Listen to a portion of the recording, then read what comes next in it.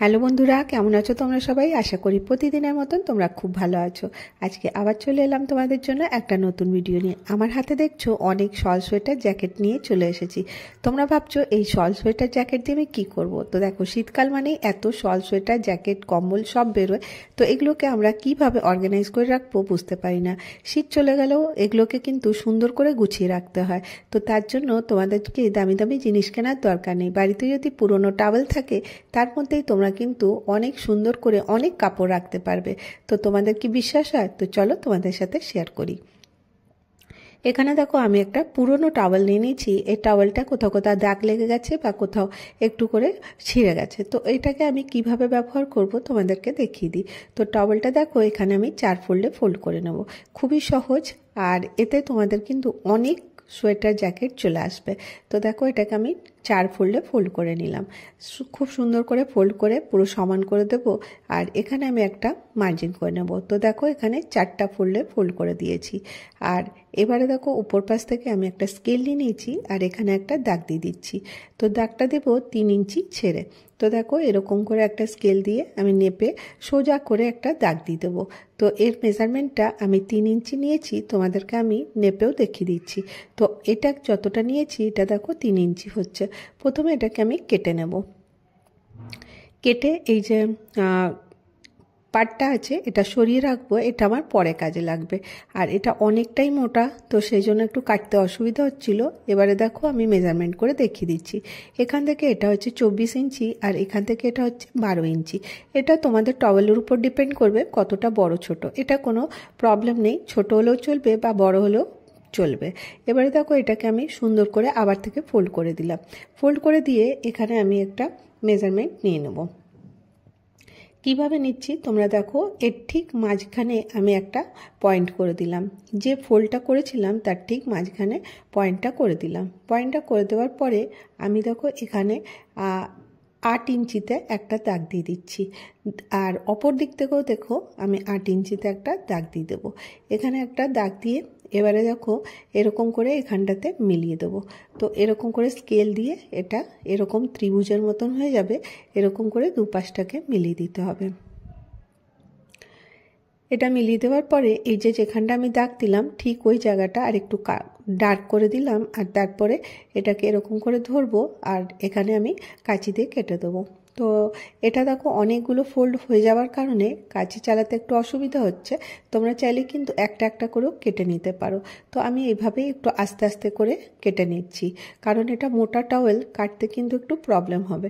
তো এইভাবে কাটলাম আর অপর পাশটাও ঠিক ওইভাবেই কেটে নেব।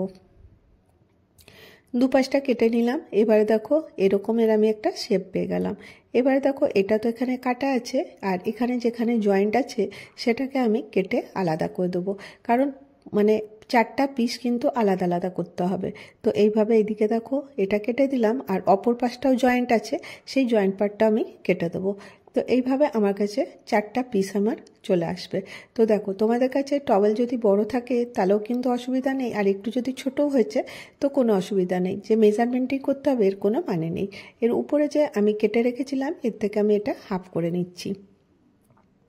এইভাবে দেখো হাফ করে নেব আর এটা দিয়ে আমি এরকম করে ফোল্ড করে দেবো। এরকম করে ফোল্ড করে দিলে এটা হ্যান্ডেল মতন হয়ে যাবে। তো এই একটা টওয়েল দিয়ে কিন্তু আমার অর্গানাইজারটা রেডি হয়ে যাবে। তো দেখো এরকম করে আমি সেলাই করে নিয়ে চলে আসি। তো দেখো সেলাই করে নিচ্ছি, এটা সরিয়ে দিলাম। এবারে দেখো আমি কিভাবে রাখছি, তোমরা একটু স্ক্রিনে দেখো তাহলেই বুঝবে। আর এখানে আমার কাছে একটা রিবন ছিল, এটা আমি এখানে লাগিয়ে দিচ্ছি, কারণ এটা একদম হোয়াইট হোয়াইট লাগছিল তো ভালো লাগছিল না, সেই জন্য আমি এর মধ্যে রিবন অ্যাড করে দিচ্ছি। তো তোমরা চাইলে কিন্তু রিবন নাও লাগাতে পারো। তো আমি 4টা ভাগেই দেখো এরকম করে রিবন লাগিয়ে চলে এসেছি। এইভাবে এটা রেডি করে নেওয়ার পরে এবারে আমাকে এটাকে জয়েন্ট করতে হবে। তো কিভাবে জয়েন্ট করব তোমরা দেখে নাও। প্রথমে কি করব, এই যে এই হ্যান্ডেলটা দেখছো ঠিক এর মাঝখানটাতে আমি হ্যান্ডেলটা লাগিয়ে দেবো। তো কিভাবে হ্যান্ডেল লাগাবো, যতটা মেজারমেন্ট হচ্ছে ঠিক তার থেকে 2 ইঞ্চি 2 ইঞ্চি দূরে আমি দাগটা দিয়ে নেব। তোমরা স্ক্রিনে দেখেই বুঝতে পারবে যে আমি কিভাবে এর মধ্যে মেজারমেন্টটা নিচ্ছি। জাস্ট খালি মাঝখানে যাতে হয় এইভাবে। তো এইভাবে দেখো আমি এর থেকে 4 ইঞ্চি দূরে এরকম করে এটাকে মিলিয়ে নিলাম। আর এখানে আমি একটা হ্যান্ডেল নিয়ে নিয়েছি, এই হ্যান্ডেলটা আমি এখানে সুতো দিয়ে অ্যাটাচ করে দিচ্ছি, কারণ এখানে মেশিন চালাতে অনেক অসুবিধা হবে, কারণ শক্ত হয়ে যাবে, অনেকগুলো মানে মোটা তো সেই জন্য। এইভাবে দেখো আমি সুতো দিয়ে, মোটা সুতো দিয়ে এটাকে আমি ভালো করে সেলাই করে দিলাম। এই পার্টটা রেডি হয়ে গেল। আর এরকম করে আরেকটা পার্টেও আমি হ্যান্ডেলটা লাগিয়ে নিলাম। এই দুটো রেডি করার পরে এখানে যে পার্টটায় আমি হ্যান্ডেল লাগাইনি, এরকম দুটো পার্ট আরও আছে যেখানে কিন্তু হ্যান্ডেল লাগানো নেই, সেই দুটোকে আমাকে এইভাবে জয়েন করতে হবে। তো প্রথমে দেখো একটা হ্যান্ডেলের সাথে এই রকমের বিনা হ্যান্ডেলের পার্টটা জয়েন করে নিলাম। এইভাবে দেখো এরকম করে ধরবো, আর মেজারমেন্টটা ঠিক থাকলে এটা কিন্তু সেলাই করতে খুব সুবিধা হবে। এইভাবে ধরে এখানে উপর থেকে নিচ পর্যন্ত সেলাই করে দেবো। কীভাবে করব তোমাদেরকে দেখিয়ে দেবো। তো দেখো আমি আঙুল দিয়ে দেখিয়ে দিচ্ছি কিভাবে তোমরা সেলাইটা করবে। এত দূরে এনে নিচে নামিয়ে দেবে। এই পার্টটা রেডি হয়ে গেল। এরকম করে ভালো করে ধরে নিতে হবে আর এইভাবে সেলাইটা করে নিতে হবে। নেক্সট দেখো এরকম করে আমি এটা সেলাই করে রেডি করে নিয়েছি। এটা একটা পার্টটা রেডি হয়ে গেছে, অপর পার্টটাও দেখো আমি এরকম করেই আরেকটার সাথে জয়েন করে নিয়েছি। আশা করি তোমরা বুঝতে পারছো যে দুটো পার্টকে আমি জয়েন করে নিয়েছি। এবারে কিন্তু এই দুটোকে একসাথে অ্যাটাচ করার পালা।